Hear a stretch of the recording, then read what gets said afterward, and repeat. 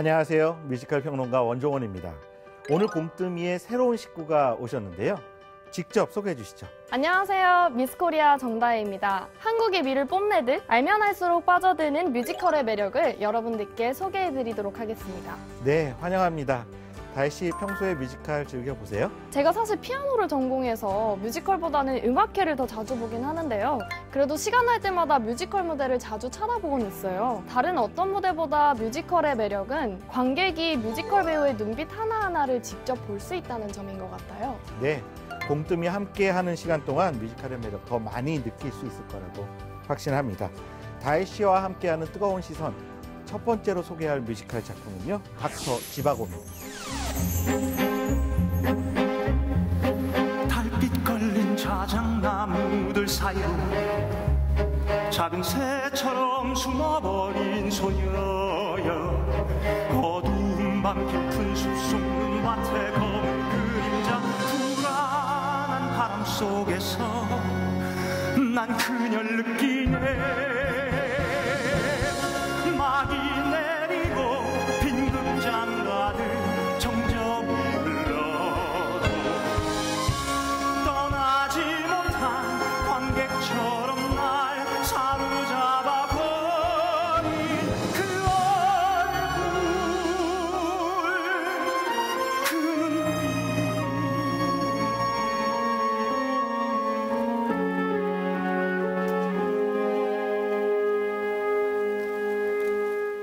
올해 막을 올린 두 번째 우리말 공연은 2015년과 다른 브로드웨이 공연을 거치며 한층 업그레이드를 경험한 버전이라고 들었어요. 초연에 비해 한층 성숙해지고 깔끔하게 다듬어진 극전개가 꽤나 매력적인 감상을 느끼게 하는데요. 특히 무대를 가로지르는 거대한 비주얼 장치는 시종일관 무대의 이미지를 포장해주는 역할을 하고 다양한 볼거리를 선사합니다.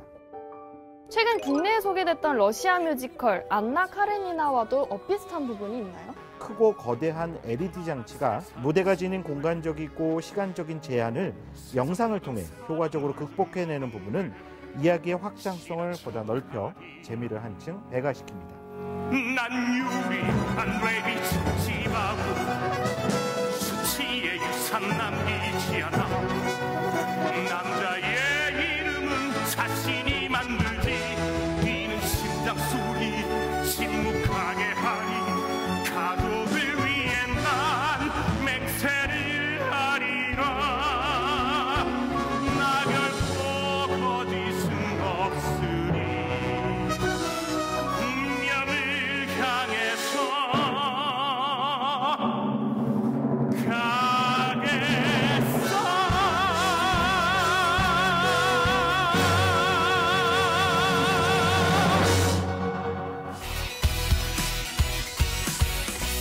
국내에서 닥터 지바고는 영화로 가장 유명했던 작품이죠. 맞습니다. 데이빗 린이 메가폰을 잡았던 1965년작 영화, 우리나라에서 정말 큰 사랑을 받았던 대표적인 고전 영화였었습니다. 지바고 역으로 나오는 오마 샤리프, 또 라라 역으로 나오는 줄리 크리스티, 큰 사랑을 받던 걸출한 스타들 전면에 내세웠었고요. 영화 음악은 희대의 음악가이죠. 모리스 자르가 음악을 만들어서 오늘날까지도 손꼽히는 그런 인기를 누리고 있기도 합니다. 당시에 영화 닥터 지바고는 3시간가량이 넘는 상영 시간으로 악명 높기도 했었는데요. 시간도 굉장히 길었지만요. 사실 이야기의 배경은 러시아 혁명기라든지 근대 시민혁명에 대한 내용들도 등장을 하는데요.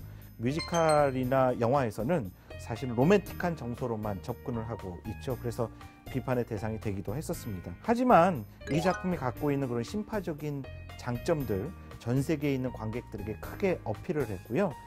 결국 그해 아카데미상에서 10개 부문 후보에 오르게 돼요.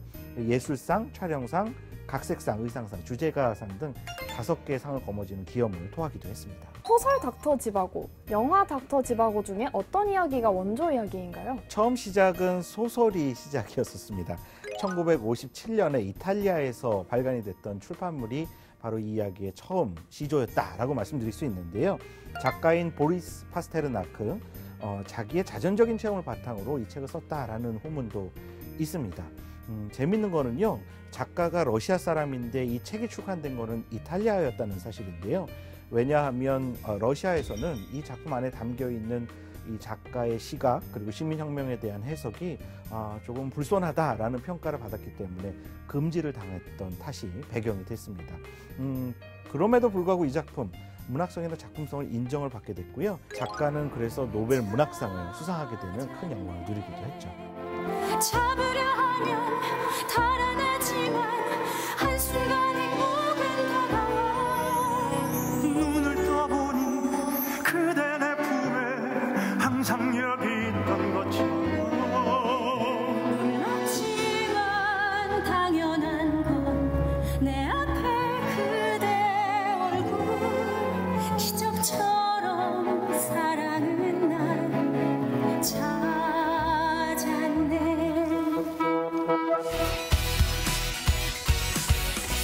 무대는 영화와 소설을 적절하게 섞어내서 유리지바고의 인생 여정을 잘 담아낸 것 같아요. 정말 말씀하신 대로 적절한 뒤섞음의 미학을 잘 보여주고 있다고 말씀드릴 수 있습니다. 영화의 명장면도 무대에서 구현이 되고요.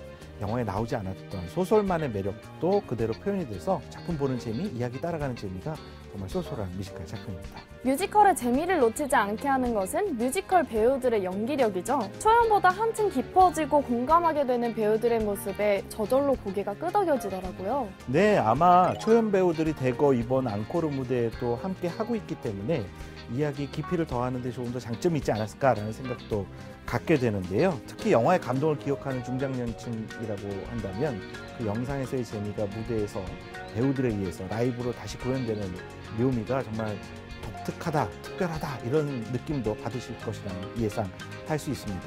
비록 모리스 자르의 그 유명한 영화 음악, 라라의 테마, 뮤지컬 무대에서 나오지 않지만 그럼에도 불구하고 굉장히 서정적이고 감동적인 선율이 내내 뮤지컬을 보는 재미를 잘 완성해냅니다. 교수님은 뮤지컬 닥터지바고에서 가장 인상 깊었던 장면이 어디였나요? 1박 마지막 장면에 라라와 유리가 서로 사랑을 고백하게 되는 장면이 등장을 해요. 정말 애틋하고 안타깝고 이 작품만의 별스러운 명장면 중에 하나입니다. 피어날 꽃처럼 타버리는 불꽃처럼 나를 자르게 날 타오르게 내 모든 고통 사라지게 내일은 오지 않을지 몰라 보낼 수 없어 널 이렇게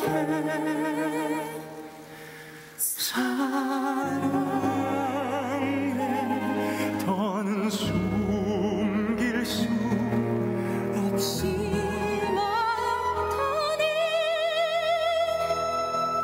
더는 난 숨길 수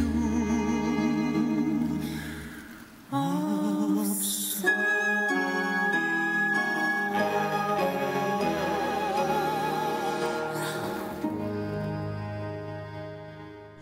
뮤지컬 닥터 지바고에 대한 제 별점은 3개 반입니다. 다혜 씨 한 줄 평도 궁금합니다. 저의 한 줄 평은 이뤄질 수 없는 애틋한 사랑 이야기입니다. 별은 그대의 눈이 되고 바람은 그대의 목소리가 되어 내 곁에 속삭인다. 이 부분은 마지막에 라라와 유리지바고가 서로를 향해 부르는 듀엣 노래 가사 중에 하나인데요. 이 부분이 애틋함이 절절히 묻어나와서 저는 정말 기억에 오래 남습니다. 교수님은요? 저의 한 줄 평은 격변기를 살아야 했던 러시아 사람들의 사랑 이야기입니다. 유리와 라라의 이어질 듯 이어지지 않는 그 사랑 이야기가 관객을 애달프게 만들기도 하고 한숨 짓게 만들기도 합니다. 흔들리는 촛불 아래 거기 기적 소리가 들릴 때 거기 흘러가는 모든 시간 한숨 속 맺힌 눈물 간절한 기도 속에 항상 그 사람이 있는 거야 거기.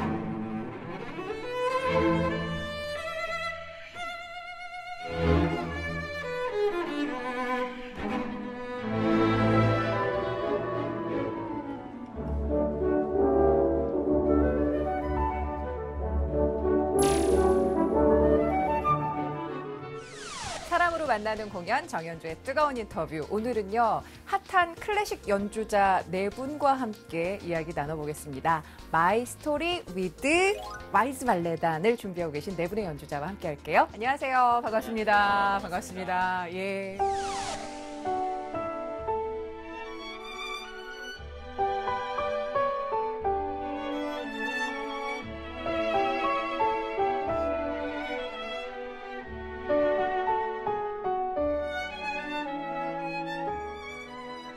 아니, 보통은 악기 앞에 앉아 계시면 그리고 막 턱시도 차림의 옷을 입고 계시면 좀 거리감이 느껴지는데 오늘 굉장히 반갑고 가까운 사이처럼 느껴집니다. 어서 오세요. 예. 저 혼자만 그런 느낌인가 봐요. 저희는 턱시도를 벗으면 너무 불편해서. 그러시구나. 같이 활동들을 워낙 자주 하시는 분들이 모이신 건가요? 어떠신가요? 넷이 워낙 친하신지 모르겠어요. 다 같이 모여서 연주하는 건 처음인데요. 아, 진짜요? 네. 네, 개개인으로 저희가 콜라보를 다 해본 사이기 때문에 네. 사실 전혀 거리낌 없이 연주할 수 있는 사이. 네. 그러니까 이렇게 두 분도 그렇고 네. 서로 이렇게 연결. 네. 서로가 평가하시기에 이 연주자의 뭐 나랑 이런 점이 정말 잘 맞아 이런 것들 있으면 좀 소개해 주시겠어요? 한나 씨가 우리 홍일점으로 오셨으니. 예. 일단 한 분 한 분 다. 네네네. 너무 어렵다. 너무 어렵다 진짜. 일단 잠깐 나가 계시면 제가 일단 뭐 가장 연주를 또 많이 하고 있는 준호. 네, 우리 첼리스트. 첼리스트 심준호 씨부터 말씀드리자면 워낙에 친한 동생이고 그룹을 많이 칼라치 쿼텟을 심도 깊게 같이 하다 보니까 이런저런 되게 경험을 많이 나누고 뭐 그런 사이예요. 그래서 너무 편하게 연주하고 또 몇 살 안 어린데 굉장히 저를 누나 취급을 되게 열심히 해주면서 저를 되게 잘 모셔주셔가지고 되게 편하고요. 진우 오빠, 피아니스트 진우 오빠는 아주 어렸을 때부터 잘 알던, 함께 연주했던 오빠예요. 그냥 별말 안 해도 다 맞춰주고 다 알아서 해주는 그런 오빠. 그러니까 연주자들이 스스로 연주하면서 막 이렇게 눈빛 교환하는 거 있잖아요. 네. 관객들은 그 눈빛도 막 읽어내고 싶고 굉장히 궁금하거든요. 네. 잘 맞아요? 정말 눈빛으로 그 눈빛이 교감이 또 되나요? 가장 잘 맞는 게 덕우. 아, 이쪽으로. 또 예. 덕우가 또 잘 얻어 걸린 것 같아요. 괜찮지? 네, 자연스럽지? 네. 덕우랑 사실 이렇게 친구로 동갑내기 친구로 이렇게 보면은 되게 반가워하고 그런 친구인데 연주할 기회가 많지는 않았어요. 네. 최근에 같이 연주를 하면서 이렇게 바로 옆에 있기도 하고 좀 멀리 떨어져 있을 때도 있었는데 굉장히 아이 컨택 같이 잘 되고 되게 잘 통한다고 생각 많이 했었거든요. 네. 이런 네 분이 한꺼번에 이번엔 또 한 무대를 준비를 하게 되셨는데 제목이 마이 스토리예요. 그리고 위드 와이즈 발레단. 어떤 공연일지 좀 궁금합니다. 마이스토리 공연이 네. 제가 알기로 그 솔로곡들 4곡 각자 하죠. 이제 거기에 이제 개개인 사연이 담긴 곡들 하나씩 고르고 이제 거기에 제가 알기로 발레단 분들이 또 같이 안무도 짜시고 그리고 이제 끝에는 다 같이 모여서 또 사중주로. 예, 사중주로 연주로 끝내는 걸로 알고 있습니다. 지금 이 마이스토리가 굉장히 기대가 되는 게 연주자들 스스로도 이게 도대체 몸으로는 어떻게 표현이 될까 스스로도 굉장히 기대하고 궁금증 갖고 의문 갖고 시작하는 그런 공연인 것 같아서 재미있을 것 같습니다. 우와, 예. 근데 여기서 클래식을 알지 못하는 분들을 위해서 바이올린과 비올라잖아요. 첼로는 좀 큰 거 알겠어요. 둘은 어떻게 차이가 있습니까? 일단 기본적으로는 바이올린보다 비올라가 좀 더 크고 그리고 음역대가 더 낮고요. 오도가 더 낮아요. 네, 그게 가장 기본적인 네.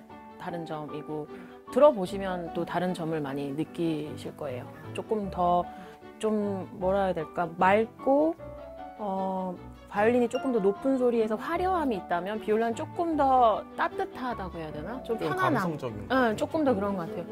네. 좀 우울할 때 들으면은 눈물 나오는. 근데 인간적인 거 아니에요? 아, 근데 저는 클래식 연주자들께 정말 궁금한 점이 있어요.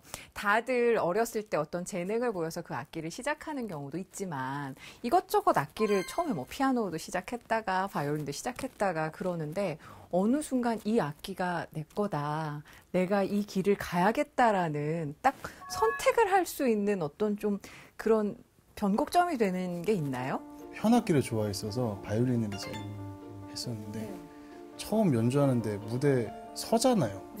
다리가 너무 떨리는 후두루들. 오. 그래서 앉아야겠다? 나는 앉아야겠다. 그래가지고 그래서 근데 너무 앉으니까 너무 편한 거예요. 지금 저는 아직도 서서 연주하시는 분들 보면 진짜 존경스러워요. 못할 것 같아요. 단순이란 앉아야겠기에. 네. 근데 그게 커요. 다들 아실 거야. 무릎이 꺾이기에. 저는 좀 반대인데 사실. 어떠셨어요? 저도 사실 피아노로 먼저 시작했거든요. 근데 그걸 앉아서 치니까 뭔가 너무 답답한 거예요. 근데 바이올린 했더니 일어서 막 그 고음 막 찢어지는 음이 너무 시원해서 시원해서. 이거다. 이 길이 내 거야. 올라갈수록 너무 좋더라고요. 우리 진우 씨는 어떠신가요? 저는 원래는 운동을 했었어요. 그러니까 어렸을 때부터 피아노랑 운동을 같이 하다가 그러다가 제가 원래 육상 선수였거든요. 근데 도저히 이 다리로는 상을 탈 수 없겠다. 어떻게 단거리, 장거리? 네, 100m였어요. 100m. 그래서 그냥 바로 과감히 포기했죠. 운동은 그냥 취미로 하자. 피아노를 열심히 하자. 근데 그 전부터 장래의 희망은 항상 피아니스트였어요. 초등학교 때부터 제가 어떤 음악회 갔다가 너무 그 연주에 반해서 그때부터는 계속 피아니스트 꿈을 꿨던 것 같아요. 그때 피아노를 어떤 연주자가?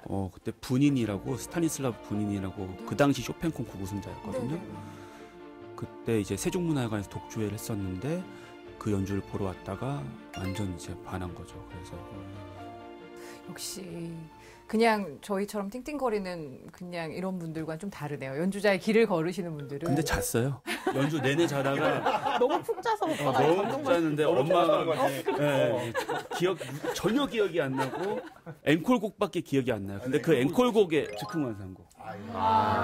그걸 듣고 너무 놀래서 그 전까지는 계속 잤어요. 잤으니까 놀랬겠지. 한 곡도 기억이 안 나. 근데 본인은 이렇게 해서 대한민국의 피아니스트 한 명을 또 탄생을 시킨 사실을 알까요? 모르시겠죠, 아마? 이 얘기를 듣다 보니까 이분들이 연주하는 그 연주를 직접 좀 청해보면 어떨까라는 생각이 드는데 좀 각각의 악기를 가지고 좀 부탁을 드려보겠습니다. 어떻게 준비가 되시면 바로 시작을 해볼게요. 네.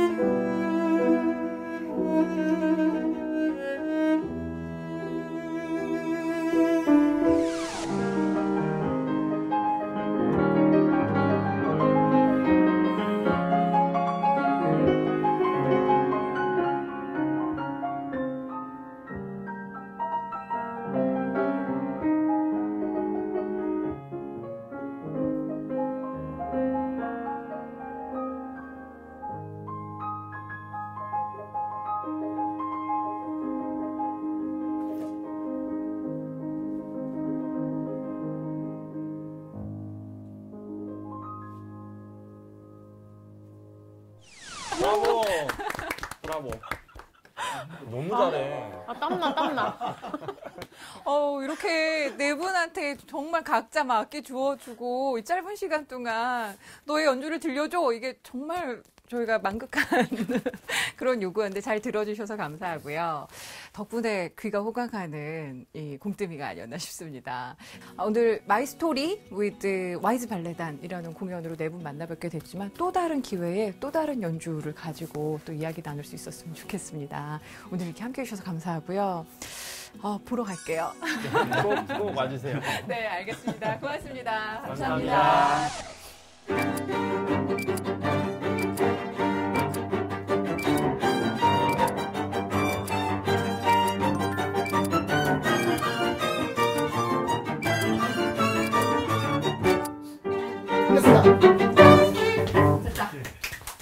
수고하셨습니다.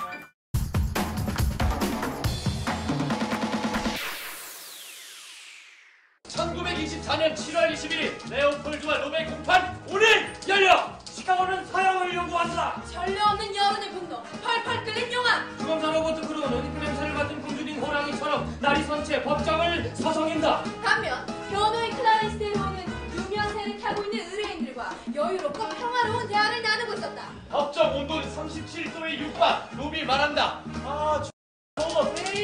연분달 같은 날카로운 매크로와 늙은 개처럼 노련한 데려오는 내내 충돌을 앞둔 군대처럼 대립하고 있었다. 마침내 정적이 흐르고 그 세기의 재판은 불현듯 시작한다. 전대미문 범죄의 재판을 무대에 올린 연극 네버 더 시너입니다. 부유한 집안 출신의 명문대생인 네이슨 레오폴드와 리차드 로비, 아무런 이유도 없이 14살의 남아를 유괴해 살인한 죄로 재판장에 서며 이야기는 시작되는데요. 법정에선 두 사람은 아무런 죄의식 없이 당당한 모습을 보이죠. 대중은 분노하고 그들을 사형에 처하라는 여론의 목소리가 높아가는데요. 일동!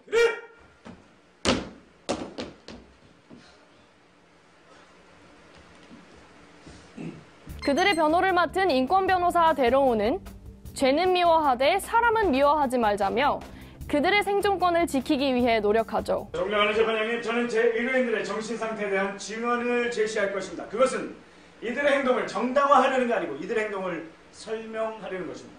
우리가 저 끔찍한 범죄의 너머를 들여다보기 시작해야만 한다고 저는 믿습니다. 그리고 유년기와 성년기를 가르는 그 험난하고 위태로운 길을 떠올리면서 이 두 소년의 삶으로 들어가 봐야 합니다. 우리가 처벌의 무게를 재는 데 있어서 가장 중요한 것은 이들의 동기를 이해하는 것입니다. 그렇게 하기 위해서는 당연히 우리는 이들의 정신 건강에 대한 완벽한 이해로부터 출발합니다. 피고인 측 변호인은 확인되지 않은 사실로 논점을 그리고 있는 것으로 보입니다. 변호인은 이들을 정신 이상이라고 보기를 원하지 않습니다. 왜? 그렇게 되면 우리가 배심원을 불러야 하니까요. 하지만 변호인은 비난을 줄이고 가벼운 영향을 받을 만큼만 적당히 정신 이상으로 만들기 원하고 있습니다. 정신건강 측정에 있어서 정상과 비정상 사이에는 엄청나게 많은 단계가 있습니다. 하지만 법정에서는 그렇지 않습니다. 과연 극악무도한 범죄를 저지를 그들의 생명을 존중해줘야 하는 걸까요? 인기 뮤지컬 스릴미와 같은 사건을 모티브로 하고 있는 이 연극은 토니상을 받은 미국 작가 존 로건의 대표작 중 한 편인데요. 실제 1924년 시카고에서 벌어졌던 사건을 배경으로 하고 있죠. 뮤지컬 스릴미가 범죄자인 두 사람 사이에서 벌어지는 심리게임이라면 연극 네버 더 시너는 진정한 정의의 구현을 놓고 치밀하게 다투는 법정 싸움이라고 할 수 있는데요. 들어가 봐야 돼. 아니니? 그래 돼.